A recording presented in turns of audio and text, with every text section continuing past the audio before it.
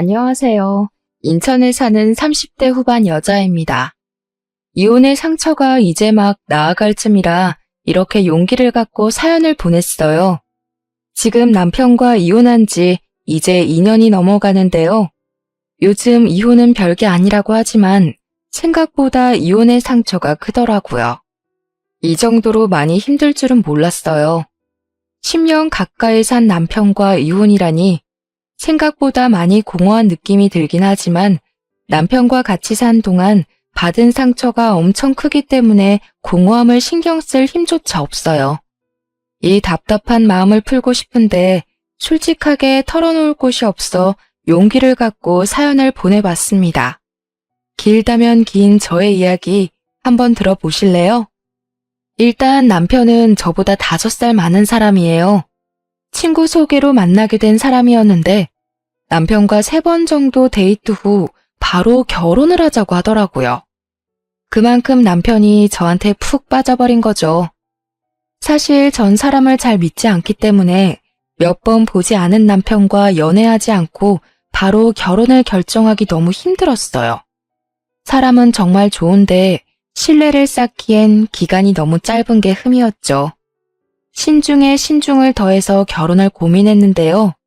다들 결혼을 하는 이유가 엄청 사랑해서일 수도 있지만 하필 결혼할 시기에 만난 사람이 이 사람이라 결혼을 결심한 부부도 많잖아요.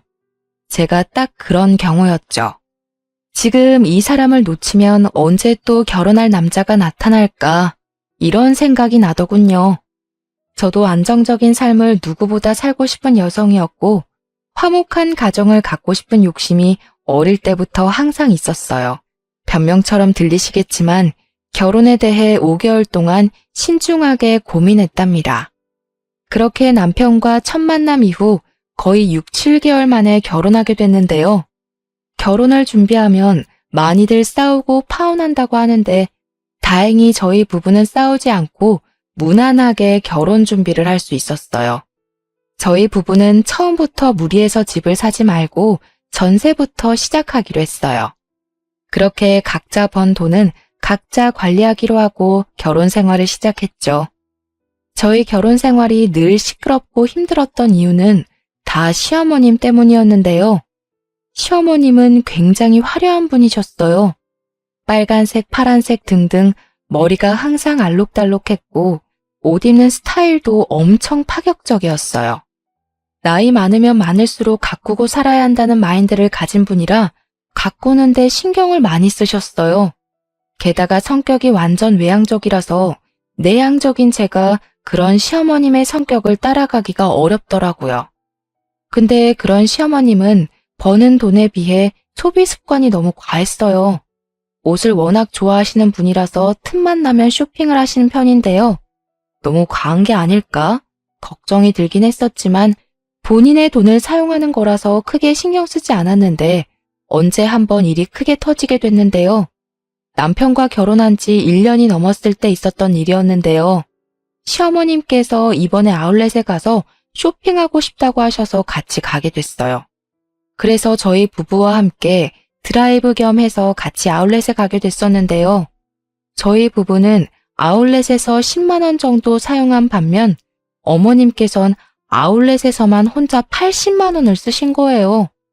분명 80만 원 쇼핑을 하기 한 달 전에도 가방 하나 사신다고 200만 원 가까이 쓴 기억이 있는데 얼마 지나지 않아 80만 원을 쓰신 걸 보고 놀랬었어요. 얼마나 모아둔 돈이 많으면 이렇게 쓰실까 속으로 생각하고 있었어요. 사실 어머님은 친구들한테 옷이나 가방 자랑하는 걸 굉장히 좋아하세요. 어머님 주변 친구들이 워낙 남편 잘 만나서 호화스럽게 사는 편이거든요. 그런 친구분들한테 뒤처지고 싶지 않아 무리해서 쇼핑을 하는 것도 있다고 하더라고요. 이런 이유로 시어머니가 참 사치벽이 심하다고 느꼈습니다. 근데 며칠 후 어머님이 저희 부부를 찾아오신 적이 있었는데요. 왜 갑자기 찾아오셨나 싶었는데 알고 보니 카드값 때문에 오신 거였더라고요. 얘들아, 이렇게 갑자기 찾아와서 정말 미안한데 돈 좀 빌려줄 수 있니? 요즘 돈 때문에 잠도 제대로 못 자고 있다. 네? 갑자기 돈은 왜요? 급하게 쓸 일이 있으신 거예요? 아니, 그게 사실 이번에 카드값이 너무 많이 나와서 말이야. 엄마, 이번에도 카드값 많이 나왔어? 이번에도 옷 사느라 카드값 많이 나온 거지. 도대체 얼마나 나왔길래 이렇게 갑자기 찾아와? 300만 원. 딱 한 번만 빌려주면 다음부터 이렇게 빌리는 일 없도록 할게. 지금 묵어둔 돈 해지하고 갚을 수 없어서 그래. 알고 보니 어머니 카드값만 무려 300만 원이 나왔어요. 엄청 큰 금액이라 엄청 황당하고 당황스러웠는데요. 어머님이 예금 따로 묵어둔 돈 말고는 당장 쓸 돈이 없다며 돈을 빌려달라고 하시더라고요. 결국 남편은 지난달에 받았던 보너스와 본인 용돈을 합쳐서 어머님 카드값을 대신 해결해줬어요. 사실 이번 일 말고도 남편이 어머님이 사고친 일을 대신 해결한 적이 많았었는데요. 휴대폰 통신비까지 내지 못할 정도로 생활비를 탕진한 날이라면 남편이 핸드폰비를 내주거나 병원비가 많이 나온 날이라면 그때도 남편이 도와주기도 했었어요.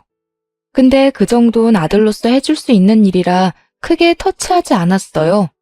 부부라서 남편 돈이 계속 나가는 건 좀 신경 쓰이긴 했었지만 몇 천만 원씩 나가는 돈도 아니고 몇십만 원 선 안에서 해결될 일이라서 크게 터치하진 않았었답니다.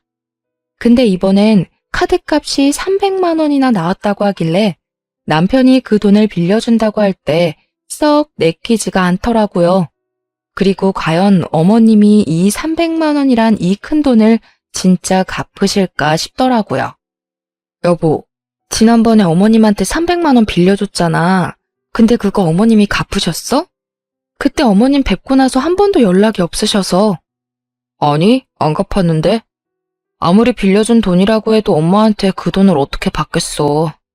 나이도 많은 양반인데 그 돈 갚을 능력도 안 되고. 그냥 안 받을 생각으로 준 돈이었어. 뭐? 아니, 그걸 왜 안 받을 생각으로 빌려줘. 30만 원도 아니고 300만 원인데 당연히 받아야지. 아무리 가까운 가족 사이라고 해도 돈 거래는 철저하게 해야 하는 거야. 이번 주 내로 어머님한테 300만 원 받아. 당신 도대체 왜 그래? 남도 아니고 엄마한테 300만 원쯤은 그냥 줄 수 있는 거잖아. 당신 돈 준 것도 아니고 내 돈 준 건데 왜 당신이 난리야? 어? 당신 말 그렇게밖에 못해? 나 당신 와이프야, 와이프. 아무리 우리가 돈 관리 각자 한다고 해도 우리 엄연히 부부야. 당신이 번 돈은 당신이 관리하는 거겠지만 우리가 각자 모아둔 돈은 나중에 우리가 늙었을 때 조금이나마 같이 편하게 살려고 준비하는 과정인 건데 이렇게 선 그으면 안 되지. 그럼 당신은 우리 엄마를 너무 남처럼 대하는 거 아니야? 당신 말대로 우리가 부부고 가족인 것처럼 우리 엄마도 우리 가족이야. 300만 원 정도는 한 번쯤 엄마한테 줄 수 있는 거라고는 생각 안 해봤어? 그 힘없는 우리 엄마한테 그렇게 돈을 받아내고 싶냐고. 힘 없다고? 그렇다면서 쇼핑을 3, 4시간씩이나 하셔? 어머님 한 달에 쇼핑값만 적어도 100만 원이 넘어. 당신도 알잖아, 어머님 집 상태. 방 3개 중에 2개가 다 옷방이야, 옷방. 그리고 나도 어머님한테 할 만큼 했어. 원래 어머님 단칸방에서 힘들게 산다고 해서 내 목돈으로 어머님 전셋집 해드렸어. 당신 그거 기억 안 나는 모양이야? 어머님께 잘한 사람을 굳이 따진다면 당신보다 나야, 알고나 말해. 사실 제가 결혼 전에 어머님 작은 전셋집 하나 해드렸습니다. 작은 단칸방에서 살고 계신다는 어머님을 보고 마음이 좋지 않았어요. 그래서 제 목돈 중 일부를 빼서 15평 정도 되는 전셋집으로 이사 갈 수 있게 도와드렸는데요. 남편은 그런 저의 공을 까먹었는지 본인이 어머님께 해드린 일만 생각하네요. 저의 말에 할 말을 잃은 남편은 결국 저한테 사과를 하더라고요. 그래서 남편은 결국 한 달에 50만 원씩 쪼개서 어머님께 돈을 돌려받았습니다. 남편은 본인이 그렇게 화낸 게 미안했는지 50만 원씩 받아낸 총 300만 원을 저에게 주더군요. 전 그 돈을 쓰지 않고 그대로 갖고 있었어요. 300만 원 일은 있고 남편과 해외여행을 다녀온 적이 있어요. 저희 부부는 신혼여행 이후로 제대로 된 여행을 다녀온 적이 없었기에 일주일 정도 동남아 여행을 가기로 했는데요. 처음엔 어머님과 같이 가려고 했었지만 남편이 먼저 이번엔 우리 둘만 가자고 하더군요. 저희 부부가 동남아 여행을 간다는 소식을 듣게 된 어머님은 면세점에서 선물 하나 사오라고 하셨어요. 그래서 여행을 즐기는 동안 어머님 선물 어떤 걸 사드릴까 고민하고 있었는데 때마침 면세점에 스카프가 있더라고요. 어머님이 평소 스카프를 자주 착용하셔서 10만 원대 스카프 하나 사기로 결정했어요. 여행을 다녀온 당일 어머님께 선물을 드리게 됐는데 어머님이 선물이 마음에 안 드는 눈치더라고요. 제가 사드린 스카프를 전혀 사용하지 않으셨고요. 그걸 받고 심드렁하더니 그 이후로 2주 넘게 삐져 있었어요. 어머님, 도대체 왜 그동안 저희 연락 안 받으셨어요? 연락 안 받을 수도 있지, 왜 그러니? 무슨 일 때문에 왔는데? 어머님이 하도 연락을 안 받으시니까 무슨 일 있는 줄 알고 직접 찾아왔어요. 그동안 무슨 일 있으셨어요? 그래, 이왕 이렇게 말 나온 김에 솔직하게 말할게. 너희 이번 여행 다녀왔을 때 내가 선물 하나 사오라고 했었지? 근데 어떻게 고작 스카프 하나 달랑 사올 수가 있니? 어머님 평소에 스카프 좋아하시니까 취향 생각해서 사온 거였어요. 스카프 마음에 안 드셨어요? 누가 요즘 면세점에서 스카프만 사니? 다른 집 며느리는 여행 다녀오면 시엄마 생각해서 명품백이나 비싼 화장품 세트 같은 거 사서 준다고 하던데 너는 고작 스카프만 사오니? 주변 친구들한테 창피해서 자랑도 못했어.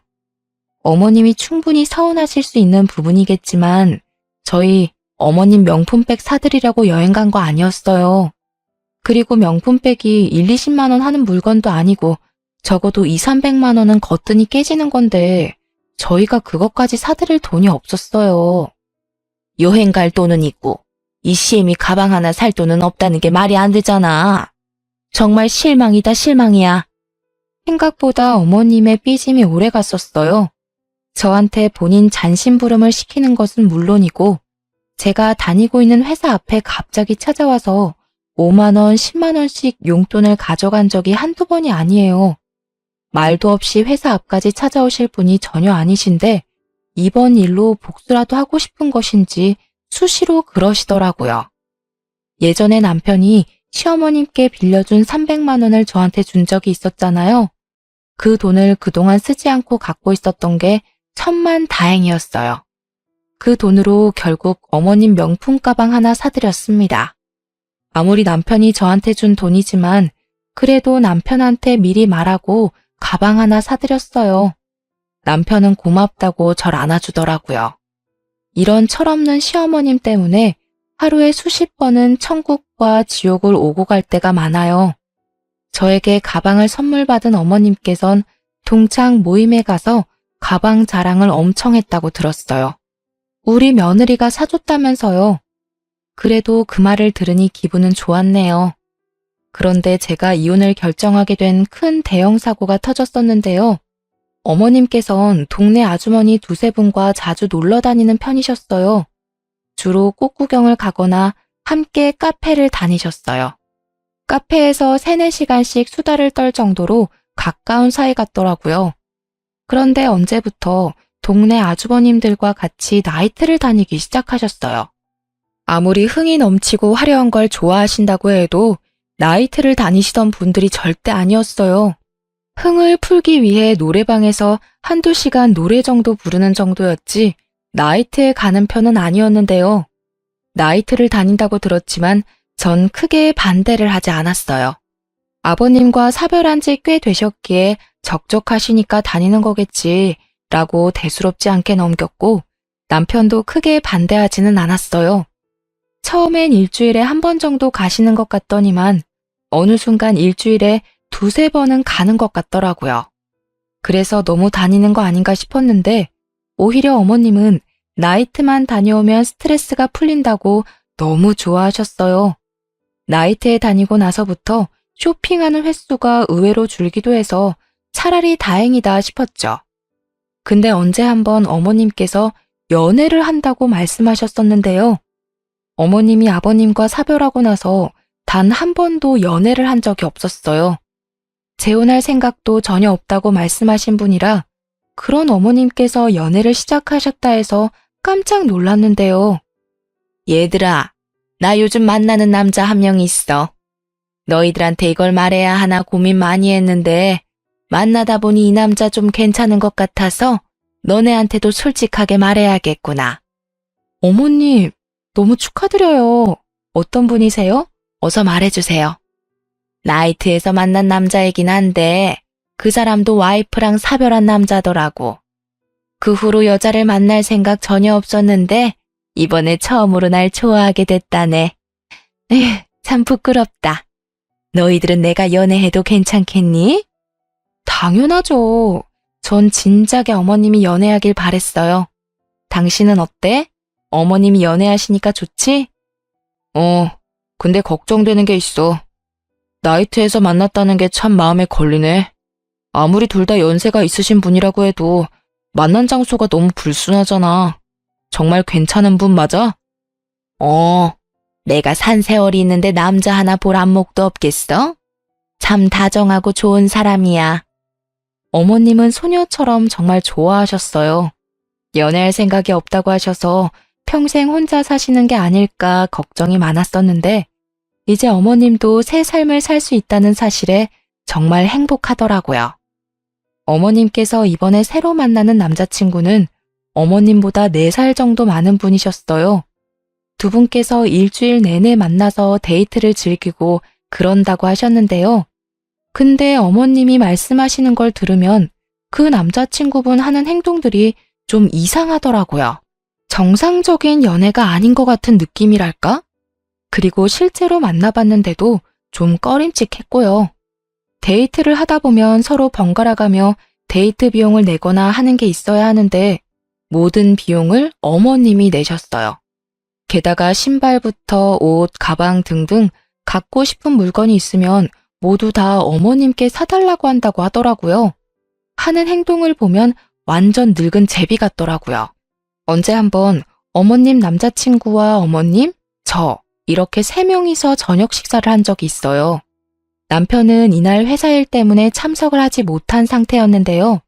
저녁 식사 장소는 어머님 남자친구분께서 알아본 곳이라고 들었는데 생각보다 가격대가 높은 레스토랑이라서 놀랬어요. 아무래도 며느리인 저를 본다고 하니 신경 쓴 게 보이더라고요. 이날 남자친구분께서 식사 대접을 해주나 보다 싶었는데 결론부터 말하자면 제 착각이었어요. 어머님, 여기 스테이크 너무 맛있네요. 그러게 말이야. 혁호씨, 너무 맛있었어요. 하여튼 혁호씨, 음식점 고르는 센스가 있다니까. 당신 며느리 보는 날인데 신경 써서 장소 선택 좀 해봤어요. 마음에 들어요? 그럼요. 맛이 아주 훌륭해요. 세아가, 너도 마음에 드니? 네. 오랜만에 이런 고급진 레스토랑에서 식사하니까 입이 아주 호강하네요. 정말 잘 먹었습니다. 식사할 때까지만 해도 이렇게 분위기가 좋았어요. 그렇게 계산을 하려고 하는데 자연스럽게 어머님께서 계산을 하시더라고요. 어머님 남자친구분도 당연하다는 듯 어머님을 계산대로 은근슬쩍 밀더군요. 그 모습을 보고 전 너무 황당해서 어머님이 계산 못하도록 막고 제가 대신 계산했습니다. 대략 50만 원 가까이 나왔었는데요. 제가 어머님이 계산 못하도록 막고 대신 계산하니까 어머님과 남자친구분께서 몹시 당황해하는 눈치더라고요. 이제까지 어머님께서 남자친구분께 자주 선물을 해드리는 것 같아 도대체 어떤 분이길래 어머님께서 이렇게 쩔쩔매며 만날까 궁금했는데요. 그래서 이날 저녁 식사 자리를 마련한 거였어요. 실제로 남자친구분께서 어머님께 하는 행동을 보니 대충 짐작이 가더군요. 이 식사 내가 샀어야 하는데 며느님께서 계산을 벌써 하셨네. 그러네요. 아가, 왜 너가 계산했니? 이 저녁은 우리가 사야 했었는데. 전 이날 최대한 말을 아꼈어요. 이미 속에선 어머님이 너무 안쓰럽기도 하고 어머님이 왜 이런 대우를 받으면서 연애를 해야 하나 속상하더라고요. 그래서 일단 어머님 남자친구분을 서둘러 보낸 뒤 어머님과 근처 카페에서 이야기를 나누기로 했어요. 근데 남자친구분께서 집에 갈 때 쓸 택시비까지 가져가던 거 있죠? 완전 제비가 따로 없더라고요. 어머님, 저랑 둘만 있는 거니까 솔직하게 말하셔야 해요. 저분한테 약점 잡히거나 한 게 있으세요? 그게 무슨 말이야? 약점이라니? 어머님 남자친구 좀 이상한 것 같아요. 이번 식사 자리만 봐도 딱 보여요. 두 분이 진지하게 만나는 사이라면 보통 이 식사 자리 남자친구분께서 직접 계산을 하는 게 맞지 않나 싶어요. 저 연세에 돈이 없지 않으실 텐데 자연스럽게 어머님이 계산하도록 만드는 게 좀 이상한 것 같아요. 분명 이 레스토랑도 남자친구분께서 직접 알아봤다고 하지 않으셨어요? 그래서 당연히 그분께서 직접 계산할 것 같았는데 이 식당 1, 2만 원 하는 곳도 아니고 한 사람당 10만 원은 기본으로 드는 곳인데 여길 알아봐 놓고 돈을 안 낸다는 게 수상해서요. 아유, 누가 내는 게 뭐 어때서 그러니. 그리고 저 사람 여유 있는 사람도 아니야. 나는 지금 만나고 있는 남자 돈 때문에 만나는 게 아니라 마음이 착해서 만나는 거야. 그리고 이번 일 절대 영호한테 말하지 마라. 아들 녀석 이번 일 알면 난리 칠 게 분명해. 당연하죠. 전 그냥 걱정돼서요. 어머님이 그분한테 자주 선물하고 그러는 것 같기도 해서요. 아유, 우리 며느님 걱정도 많으시네. 너희들 걱정시킬 정도로 이것저것 사다 바치는 일 없을 테니까 쓸데없는 걱정은 하지 마렴. 과연 쓸데없는 걱정일까요? 차라리 제 착각이었으면 좋았을 텐데요. 어머님이 걱정하지 말라고 해서 한동안 모른 척 했어요. 꽤 오랜 시간 잘 만나길래 오히려 속으로 응원도 했네요. 근데 몇 달 뒤 어머님이 결국 일을 만드셨는데요. 어머님이 예전처럼 카드값이 다시 많이 나오게 됐다는 겁니다. 한동안 카드값이 많이 안 나오는 것 같아서 남자친구분께서 이제 더 이상 제비짓을 하지 않는다 생각했는데 다시 저희 어머님한테 이것저것 사달라고 한 것 같더라고요. 지난번에 쇼핑 때문에 카드값이 300만 원 정도 나왔다면 이번엔 카드값이 500만 원이나 나왔어요.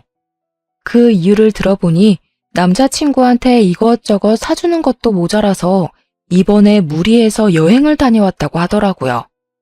역시 제가 의심한 그대로였어요. 카드 통지서를 들고 저희 부부집에 찾아와서 또 돈을 빌리려는 어머님을 보고 속이 답답하고 억장이 무너지더군요. 게다가 카드값 밀린 것도 모자라서 현재 핸드폰비와 보험비까지도 밀린 상태라 이 전부 다 해결해야 한다고 말씀하시는 어머님은 눈물을 글썽이더군요. 아니, 왜 본인이 내야 할 돈까지 내지 못하면서 그 할아버지한테 충성을 다하는지 이해가 안 가더라고요. 미안하다. 내가 새아가 너 얼굴 볼 면목이 없다. 이 나이 먹고 카드값 하나 해결 못하다니. 이번 한 번만 부탁한다. 어머님, 진짜 정신 좀 차리세요. 이게 도대체 몇 번째예요? 제가 분명 말씀드렸죠. 그 할아버지 조심하라고요. 근데 어머님이 그러셨잖아요. 걱정하지 않아도 좋다고. 근데 이게 무슨 짓이세요? 네? 화내지 말고 제발 한 번만 부탁할게.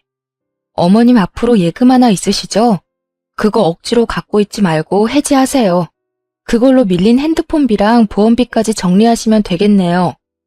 어머님께선 노년연금과 함께 우리 부부한테 조금씩 용돈을 받아서 생활하시는 분인데 무슨 생각으로 이렇게 감당하기 어려운 일을 벌이신 걸까 답답하기만 하더라고요.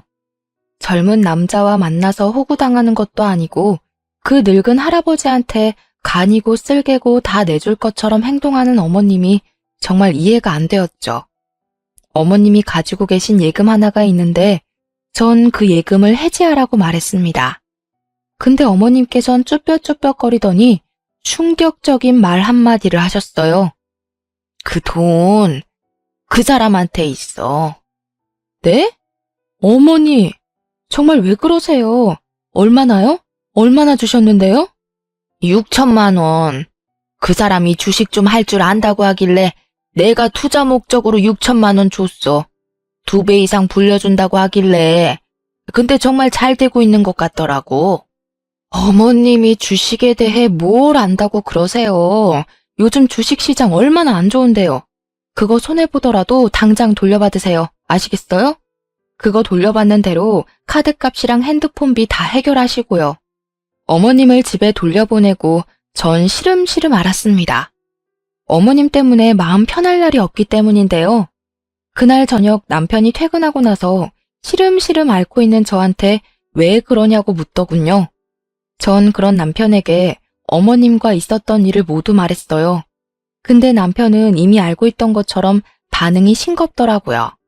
그리고 주식 얘기를 꺼냈었는데 그때부터 사색이 되더군요. 혹시 당신도 그 할아버지한테 돈 준 건 아니지? 자기야, 일단 화내지 말고 들어. 나 그분한테 3천만 원 드렸어. 나도 요즘 주식에 대해 관심이 있는데 그분이 딱 주식을 하고 있다고 해서 한번 투자 좀 해봤어. 근데 정말 잘하는 분이라고 하더라고. 너무 걱정 안 해도 돼. 당신 정말 미쳤어? 그걸 왜 나한테 허락도 없이 투자를 하냐고. 3천만 원이 네 집 개 이름도 아니고 왜 마음대로 그걸 주냐고. 어머님도 6천만 원이나 드렸다더라. 왜 둘 다 나한테 그러는 거야? 그분이 사기라도 치면 어쩌려고. 아니야.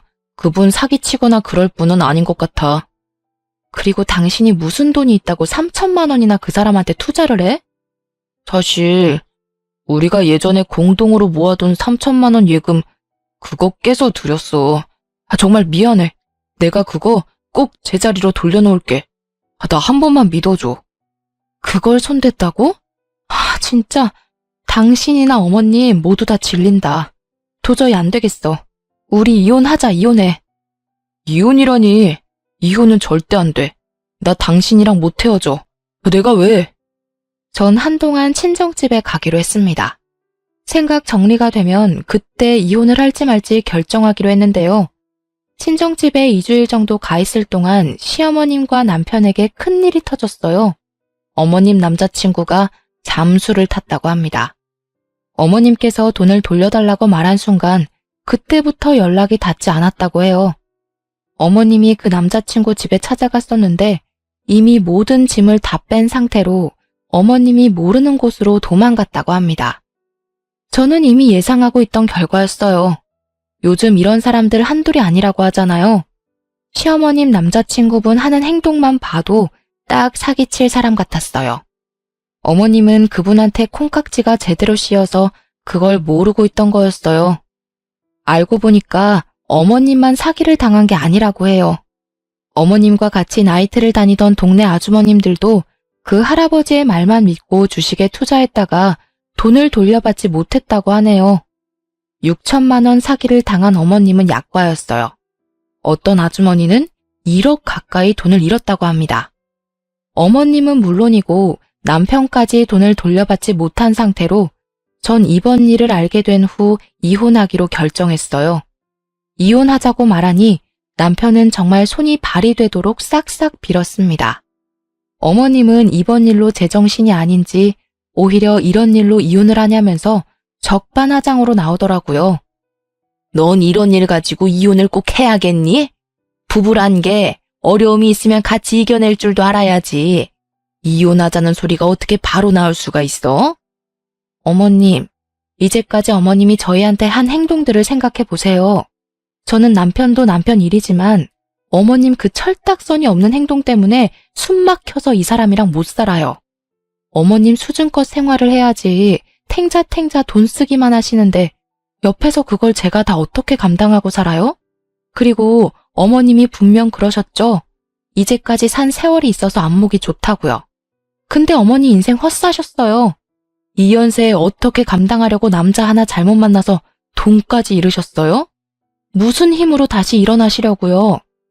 저 어머님 보기 싫어서라도 이 사람이랑 이혼하고 싶어요. 어머머머, 얘 말하는 것 좀 봐. 말이면 단 줄 알아? 당신은 나랑 이혼하면서 그 할아버지한테 준 3천만 원 나한테 다시 돌려줘야 할 거야. 그 3천만 원 중에서 2천만 원은 내 돈이나 마찬가지였잖아. 그리고 어머님도 지금 살고 있는 전셋집 빼셔야 할 거예요. 그 전세 자금 다 제 돈인 거 잊지 않으셨죠? 당장 집 정리하고 돌려주세요. 전 이 말만 남기고 집에 있는 모든 짐을 빼서 다시 친정집에 들어갔습니다. 남편은 저희 친정집에 찾아와서 울고 불고 난리가 아니었어요. 그런 남편을 보고 친정아빠는 남편 얼굴에 소금을 뿌리며 당장 꺼지라고 고래고래 소리를 질렀답니다. 엄마도 그런 시엄마 밑에서 살 필요 없다고 이혼 결정 잘했다고 말했어요.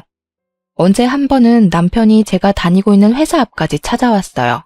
퇴근 시간 맞춰서 와 있었더라고요. 전 창피한 나머지 그런 남편을 데리고 서둘러 회사 근처에 있는 카페로 갔는데요. 지금 이게 무슨 짓이야? 왜 말도 없이 남의 회사로 찾아오고 그래? 당신이 내 전화조차 받지 않으니까. 당신이 내 전화를 받아줘야 얘기를 하든지 말든지 하지. 왜 내 전화 안 받아? 정말 나랑 이혼이라도 하겠다는 거야? 내 말을 뭘로 들은 거야? 나 당신이랑 이제 못 산다고. 이혼하고 싶다고. 왜 자꾸 물어봐? 이해 못했어? 자기야, 제발. 나 한 번만 봐줄 수 없어? 나 정말 반성 많이 하고 있어. 우리 엄마도 후회 엄청 하고 있고. 우리 모자 앞으로 자기한테 충성을 다할게. 그딴 거 다 필요 없고 이혼 준비나 잘해. 남편이 이 이후로 몇 번을 더 붙잡았어요. 전 절대 같이 살 마음 없다고 완강히 거절을 했는데요. 그렇게 길고 긴 시간이 흐르고 나서 합의 이혼을 하기로 결정했습니다. 남편과 살고 있던 집을 내놓고 돌려받은 전세금은 제가 갖기로 했어요. 남편이 전세금 제가 전부 가지는 대신에 3천만 원 말고 1,000만 원만 주면 안 되겠냐고 하길래 그렇게 하라고 했습니다. 그래서 전 전세금과 함께 1,000만 원을 받았어요. 그리고 어머님도 살고 있는 집 정리해서 제 계좌로 전세비를 입금하셨더라고요. 남편은 물론이고 어머님까지도 한순간에 집이 사라진 거잖아요.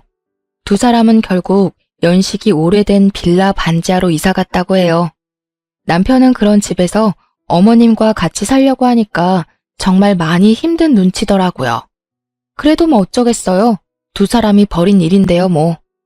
근데 최근에 남편한테 연락이 왔어요. 어머님의 유방암 소식 때문이었는데요. 최근에 어머님께서 가슴 쪽에 뭐가 만져진다고 해서 건강검진을 받았다네요. 검사 결과 유방암 진단을 받았답니다.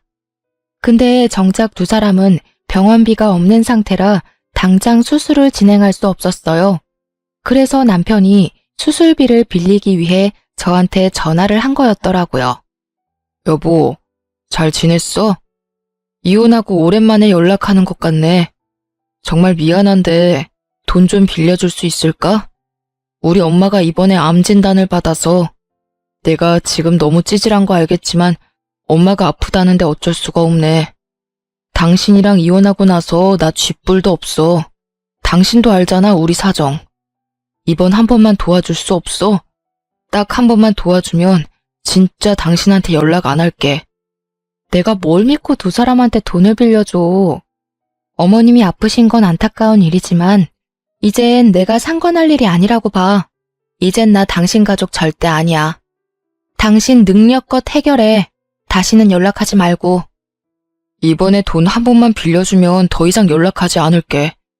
우리 엄마 아프다는 거 거짓말 아니야. 진짜 우리 엄마 진짜 아파. 지금 치료 안 받으면 우리 엄마 죽을지 몰라. 사람 한 번 살린다 생각하고 돈 좀 빌려주라. 나 정말 미치겠어. 반대로 장모님이 암이라고 생각해봐. 당신도 속상할 거잖아. 내 입장 딱 한 번만 생각해줘. 우리 이제까지 산 정을 봐서라도 딱 한 번만. 나 당신이랑 이제까지 산 정 하나도 없어. 이미 당신한테 있던 정 다 떨어졌어. 그리고 어머님이 아프든 말든 나 속상할 거 하나도 없고 이제 완전 남의 일이야, 남의 일. 당신이 대출을 받든 콩팥을 팔든 어떻게든 알아서 해결해. 나한테 돈 빌릴 생각하지 말고. 전 단호하게 남편의 부탁을 거절했어요. 처음엔 어머님이 아프다는 말에 조금은 고민이 되긴 했었어요. 하지만 그걸 제가 책임질 필요는 없잖아요? 이젠 제 가족도 아닌 사람한테 돈과 시간, 마음을 쓰고 싶지 않았어요. 남편과 연락한 그날 저녁에 시어머님께서 직접 저희 친정집에 찾아왔더라고요. 제가 남편의 부탁을 거절한 걸 알고 급한 마음에 저희 친정집에 찾아온 거래요. 아니, 그래도 그렇지. 여기가 어디라고 찾아오나 싶더라고요. 참 어려운 사이인데 말이에요. 어머님의 모습을 보니 정말 아픈 사람이 맞긴 한 것 같더라고요. 예전엔 어머님이 약간 통통하신 편이었는데 살이 많이 빠지셨더라고요. 사돈, 정말 오랜만이네요. 미애, 너도 잘 지내고 있었니? 이렇게 갑자기 찾아오게 돼서 미안하다. 너도 알겠지만 내가 지금 몸이 많이 안 좋아. 아까 아들이 너한테 전화 한번 했다고 하던데. 근데 너가 거절했다고 들어서 병원비가 당장 필요한데 돈 빌릴 곳이 전혀 없어서 말이야. 사돈도 많이 당황스러우시죠? 제가 꼴 보기가 싫겠지만 사돈만 괜찮으시다면 병원비 좀 빌려주실 수 있나요? 제가 빨리 치료받지 않으면 곧 죽을지 몰라서 그래요. 여기가 어디라고 찾아오세요? 아무리 아픈 사람이라고 해도 그렇지 돈 빌릴 곳이 그렇게 없습니까? 우리 딸이 당신들 때문에 얼마나 고생했는데 죽을 거면 우리한테 알리지 말고 조용히 죽어요. 당신네들이 어떻게 살든 죽든 우린 알고 싶지 않으니까. 맞아요. 저 어머님 때문에 트라우마까지 생길 것 같아요. 여기가 어디라고 이렇게 찾아올 생각을 다 하셨어요? 멀쩡한 아들 두고 왜 저희한테 찾아와서 이러시냐고요. 앞으로 저한테 이런 일로 찾아오는 일 없었으면 좋겠어요. 얼마나 인생 헛살았으면 돈 빌릴 사람 한 명도 없냐고요. 저 이제 어머님 며느리 아닙니다. 다른 사람 알아보세요. 저 더 이상 어머님이랑 얽히고 싶지 않아요. 두 모녀가 독하긴 진짜 독하구나. 아이고, 언제부터 날 그렇게 챙겼다고 트라우마 이런 말을 입에 올리냐? 사돈은 딸 교육을 어떻게 시키셨나요? 딸년이나 애미나 똑같네, 똑같아. 뭐? 딸년? 아픈 년이 못하는 말이 없네. 당신은 아들 새끼 얼마나 잘 키웠길래 그래? 쥐뿔도 없는 년이 입 달렸다고 말 함부로 하네. 죽을 고비 앞두고 있으니까 눈에 뵈는 게 없는 거야? 당신이 뒤지든 말든 우리가 상관할 바 아니니까 당장 꺼지라고. 불쌍한 척은 다 하던 시어머니가 한순간에 독한 마녀처럼 비아냥거리기 시작하더라고요. 아픈 사람이 맞나 싶을 정도로 굉장히 못된 사람처럼 보였는데요. 조금이나마 빌려줄 마음이 있었는데 비아냥거리는 어머님의 모습을 보고 그 마음이 싹 사라지게 됐습니다. 자칫 어머님의 연기에 넘어갈 뻔했네요. 사람이 연기를 저렇게 잘할 수 있을까요? 그런 시어머니의 모습을 보고 화가 난 우리 친정엄마는 화분에 넣어두려 펼쳐놓은 흙을 시어머니 면상에 뿌리면서 내쫓았습니다. 눈에 흙이 들어갔는지 서둘러 도망가셨고요. 이날 화가 너무 난 나머지 전 남편한테 따졌습니다. 아무리 돈이 급해도 그렇지 친정집까지 찾아오게 만드냐면서요. 남편은 어머님이 저희 친정집에 찾아온 걸 모르고 있던 눈치였어요. 어머님이 왜 구걸까지 하게 만드냐 물었더니 남편이 회사를 그만뒀기 때문이래요.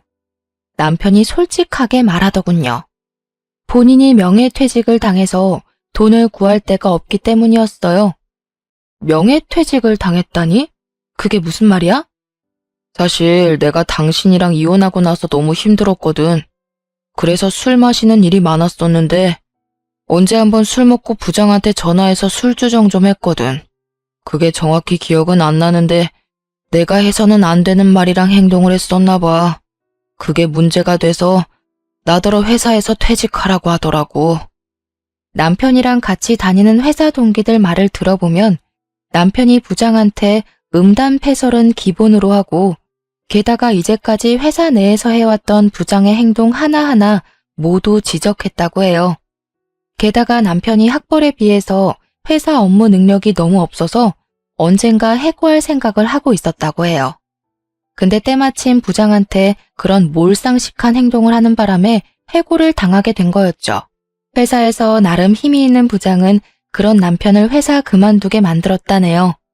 이제 막 40대가 된 사람이 명예퇴직을 당한다는 게 말이 안 되잖아요. 그냥 해고를 당한 거나 마찬가지인데요. 남편은 지금까지도 직장을 제대로 구하지 못한 상태라고 합니다. 저와 이혼한 것도 있지만 동시에 해고까지 당하게 돼서 그 충격에 매일매일 술을 마시고 있다고 해요. 어머니 생각해서라도 하루라도 빨리 일을 구해야 하는데 남편은 그런 생각할 힘조차 없는 것 같아요. 어머님은 수술을 잘 받았는지 안 했는지는 그 이후로 물어보지 않았어요. 아마 치료를 제대로 받지 못하고 있을 겁니다. 남편이 돈도 벌지 않고 술만 마시고 있으니까요. 그런 두 모자를 보고 있으니 속이 다 후련하고 몸과 마음이 가벼워진 것만 같아요. 돈 문제로 사람 속 썩이던 두 사람한테 벗어났다는 생각에 정말 하루하루가 행복해요. 전 남편과 이혼하고 나서 현재 직장에 열심히 다니면서 돈을 차곡차곡 모으고 있어요. 조만간 제 이름을 걸고 가게 하나 차릴 예정이에요. 부모님이 예전부터 음식점을 운영하고 싶어 하셨어요. 저도 그러고 싶어서 부모님과 함께 가게 오픈 예정이에요. 만약 이 사람과 저 사이에 아이가 있었더라면 이혼하는 게 어려웠을 거예요. 아이가 있는 부부는 이혼하는 게 참 어렵다고 하잖아요. 다행히 저와 남편은 아이 계획이 전혀 없던 사람이었어요. 만약 한 사람이라도 아이를 원했었더라면 지금 현재 저의 모습은 어땠을지 궁금하네요. 주변 친구들도 시부모님 잘못 만나서 엄청 고생하고 있거든요. 근데 그 친구들은 모두 아이가 있어서 섣불리 이혼을 하지 못한다고 해요. 결혼하기 전까지만 해도 시댁 때문에 왜 힘들어할까 상상이 안 갔었어요. 두 사람이 좋으면 그만이지 않나? 그런 생각을 했었는데 사랑 하나로 결혼할 수는 없더라고요. 결혼 생활을 유지한다는 게 참 쉬운 일만은 아닌 것 같아요. 아무리 내가 잘한다고 해도 남편이나 시댁 식구 한 명이라도 내게 못한다면 결혼 생활 한순간에 무너지는 것 같아요. 그렇기 때문에 결혼 결정을 할 때 남편 자체를 보는 것도 중요하지만 남편 집안 식구들도 꼭 봐야 했어요. 이혼하고 나서 생각한 게 있는데 너무 섣불리 결혼을 했다는 거예요. 남편과 연애를 해보고 결혼할 걸 그런 생각을 가끔 하고 있는데요. 요즘 연애를 건너뛰고 많이들 결혼한다고 하는데 개인적으로 전 위험하다고 생각해요. 그 사람에 대해서 조금 더 알아보고 결혼하는 게 덜 위험한 일이 아닌가 싶어요. 주변 사람들은 다른 사람 만나서 재혼할 생각이 있냐고 물어봐요. 근데 전 두 번 다시 결혼하고 싶지 않아요. 부모님도 그 지겨운 결혼을 못하러 두 번씩이나 하냐며 성을 내셨어요. 저도 결혼을 다시 하진 않을 것 같아요. 결혼이란 게 참 쉬운 일이 아니기 때문이죠. 아무리 서로 사랑해도 돈 문제로 다들 헤어진다고 하는데 이번에 뼈저리게 느꼈습니다. 만약에 재혼을 한다고 해도 또다시 이혼하지 않는다는 보장도 없잖아요. 그리고 이제까지 받아온 스트레스와 억압에서 벗어나니까 오히려 너무 행복하고 자유롭더라고요. 저와 다르게 결혼 생활이 행복한 사람도 분명 많을 거예요. 하지만 반대로 저처럼 결혼 생활이 지옥인 분들도 분명 있을 텐데요. 이혼을 권장하는 것은 아니지만 본인의 행복을 위해서라면 이혼을 하는 것도 하나의 방법이라고 알려드리고 싶어요. 만일 시댁, 남편, 돈 등등 여러 문제로 인해 이혼 고민을 하고 있는 분이라면 망설이지 말고 당장 하는 것도 나쁘지 않다고 생각해요. 자유로운 몸이 된 저는 지금부터라도 열심히 행복하게 살아볼 예정이에요. 남편과 살면서 못 쌓은 추억과 커리어 등등 다시 쌓아볼 예정이고요. 지금껏 답답하고 길고 긴 저의 이야기를 들어주셔서 감사합니다.